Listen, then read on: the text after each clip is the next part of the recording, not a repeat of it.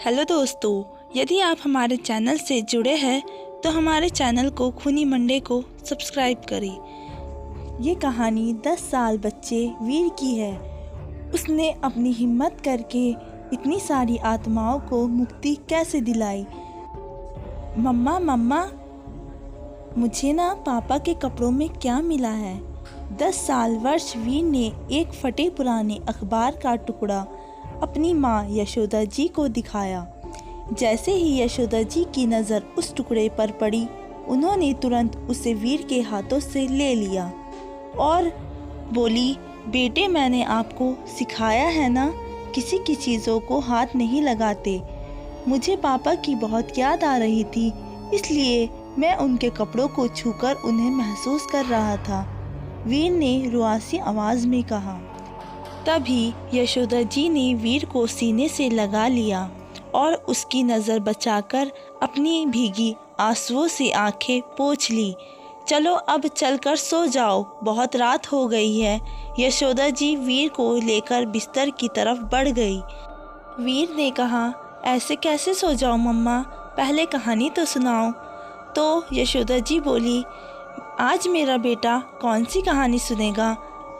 तभी वीर को अखबार के टुकड़े पर बनी हुई किले की तस्वीर याद आई। उसने कहा, आज मैं किले की कहानी सुनूंगा। वीर की बात सुनकर यशोदा जी फिर चौंकी, लेकिन किसी तरह अपने आप को शांत करते हुए उन्होंने एक कहानी वीर को सुना दी। इधर वीर नींद में सोने लगा, उधर यशोदा जी अपने अतीत में खो गई थी। जब उनकी शादी वीर के पिता वीरेंद्र जी से हुई थी, उन दोनों को ही पुरानी इमारतें, किले वगैरह घूमने का बहुत शौक था। एक दिन अखबार में उन्होंने राजस्थान के एक छोटे से गांव के पुराने किले के बारे में पढ़ा। सब कहते थे कि यह किला भूतिया है। यशोदा जी इन बातों पर यकीन नहीं करती थी।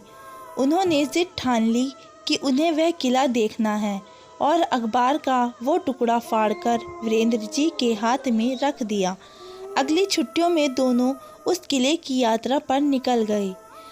किला घूमकर जब वे दोनों लौटने लगे, तब यशोदा जी की नज़र अपनी उंगली पर पड़ी, जिसमें उनकी शादी की अंगूठी नहीं थी। किले में ही गिर गई होगी, तुम रुको, मैं अभी लेकर आता हूँ। ये कहते हुए वीरेंद्र जी अंदर किले में चले गए। यशोदा जी घूमते हुए थक गई थी, इसलिए वे बाहर ही एक पत्थर पर बैठ गई। आधा घंटा, फिर 1 घंटा और देखते देखते जब 2 घंटे बीत गए, तब यशोदा जी को घबराहट हुई। कुछ देर पहले जिस वीरान किले में आना उन्हें एक एडवेंचर्स लग रहा था, अब वही किला उन्हें डरावने लगने लगा था। किसी तरह हिम्मत जुटाकर वह अंदर गई। ऊपर से नीचे तक सारा किला उन्होंने छान लिया, लेकिन उन्हें कोई नहीं दिखा। उनके तो जैसे होश ही उड़ गए थे। वे कुछ सोचती कि तभी एक आवाज़ गूंजी, यहाँ से चली जाओ और वहीं लौट जाओ जहाँ से तुम आई हो। तुम्हें कोई नहीं मिलेगा, तुम्हारे अंदर एक नन्ही सी जान है, इसलिए चली जाओ यहाँ से। इस आवाज़ को सुनकर यशोदा जी दहशत से बाहर की तरफ आ गई। उन्होंने किसी तरह अपने आप को संभाला और वह किसी तरह किले से बाहर निकली। बाहर उनकी गाड़ी खड़ी थी, जो वे दोनों उसी होटल से लेकर आए थे जहां वो लोग ठहरे हुए थे। होटल यहां से 2 घंटे की दूरी पर था।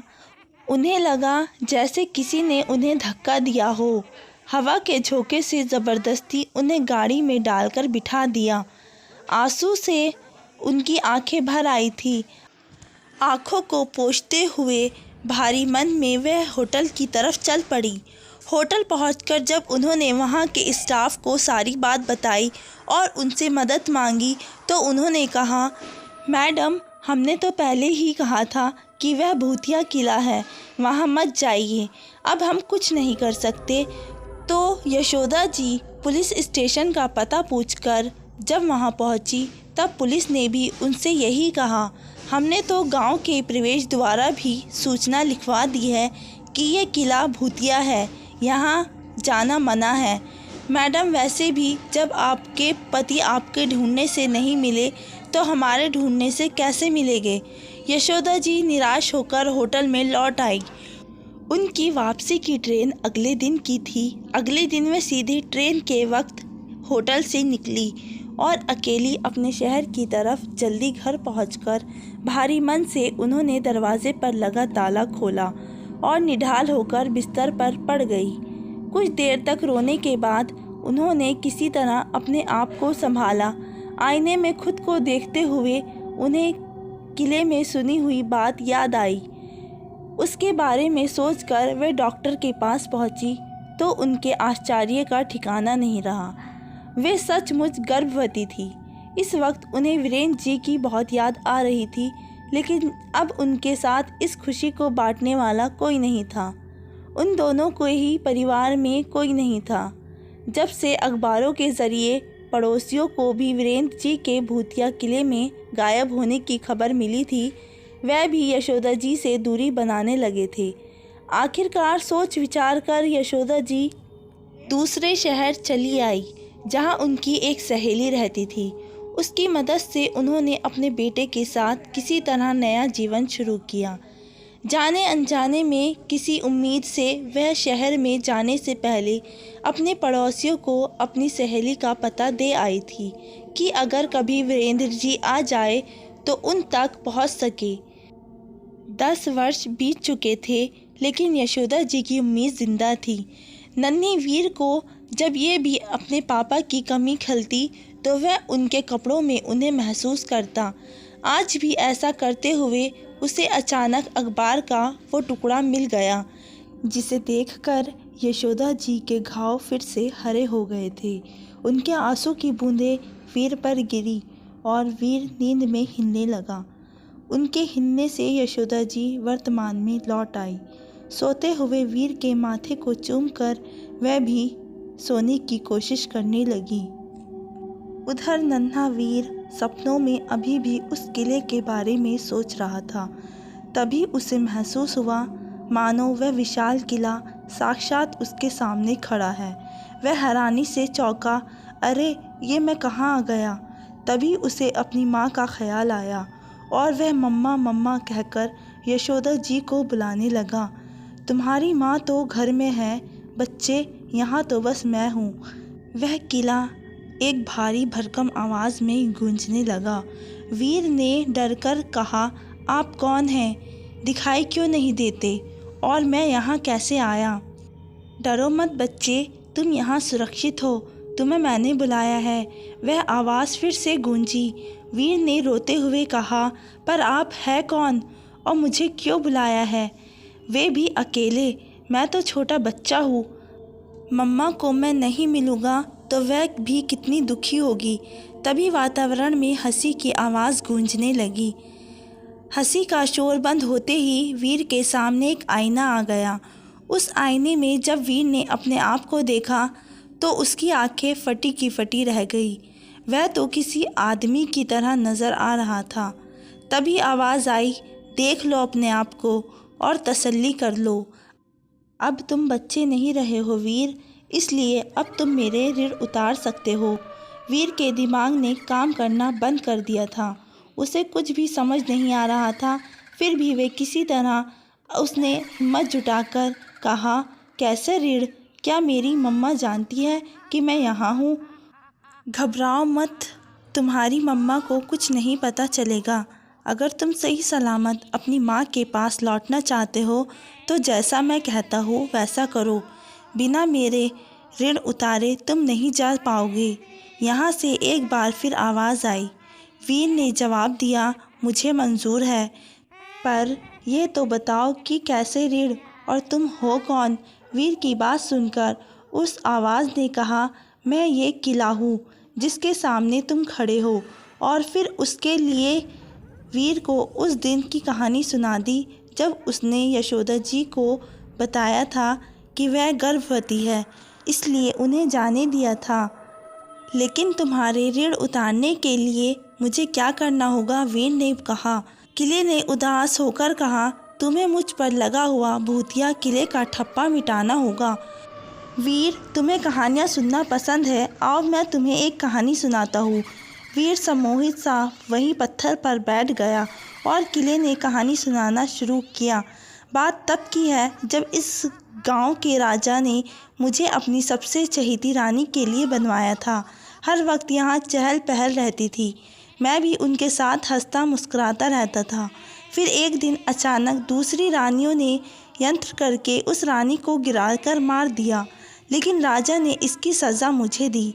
वह भी सभी लोगों के साथ ये किला छोड़कर दूसरे किले में चले गए और किसी को भी यहाँ आने की अनुमति नहीं दी।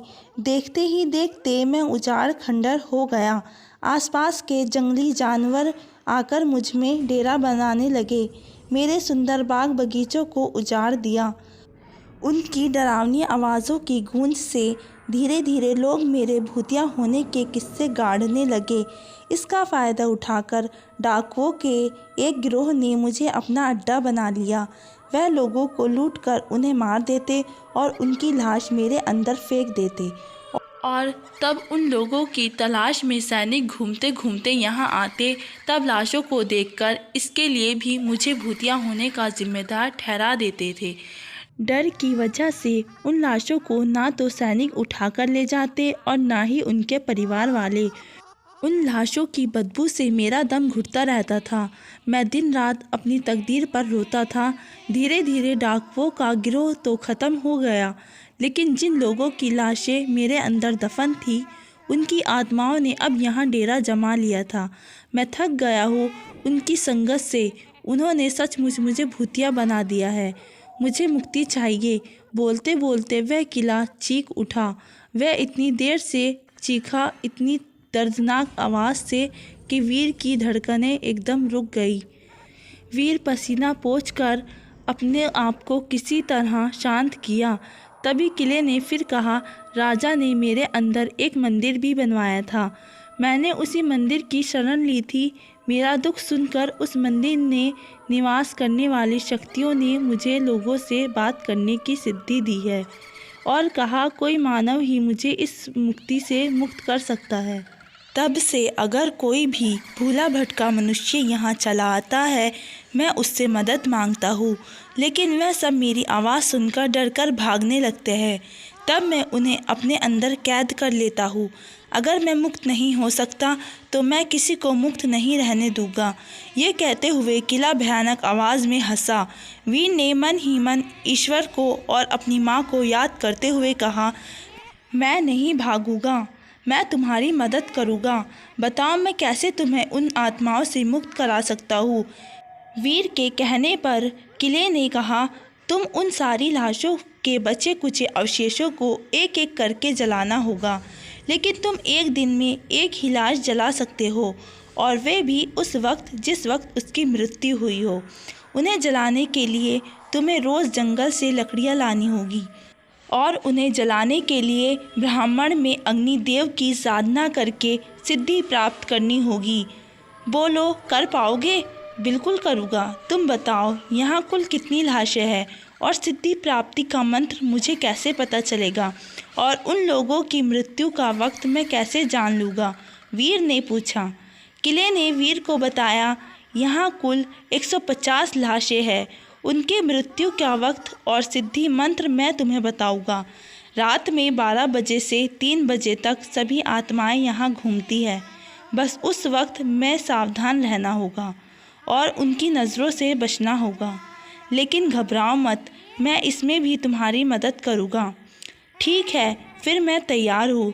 वीर ने उठकर खड़ा हुआ और खड़े होते हुए किले का भारी भरकम दरवाज़ा भयानक आवाज़ निकालता हुआ खुल गया। किले से आवाज़ आई, सुनो वीर, जल्दी करो, अब 12 बजने ही वाले हैं। तुम सीधे उस दरवाजे से अंदर प्रवेश कर जाओ जिस पर मेरी मालकिन इस किले की रानी की तस्वीर है। इस दीवार से भीतर तुम्हें कोई नहीं देख सकेगा, लेकिन तुम्हें सब कुछ नज़र आएगा। बस तुम 3 घंटों तक ना तो किसी की तरह हरकत करना और ना ही आवाज़ निकालना। बस मेरे संकेत का इंतज़ार करना। वीर हामी भरता हुआ उस दीवार में प्रवेश कर गया। कुछ ही देर में किले से आत्माओं का भयानक तांडव शुरू हो गया।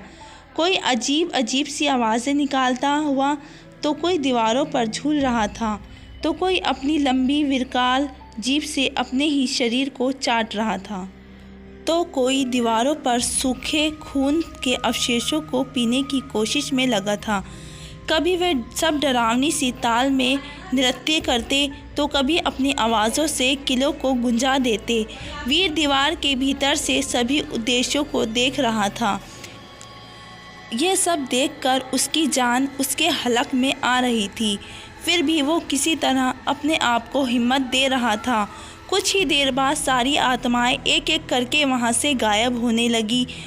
उनके जाते ही किले की दीवार में हलचल हुई और वीर वहां से बाहर आ गया।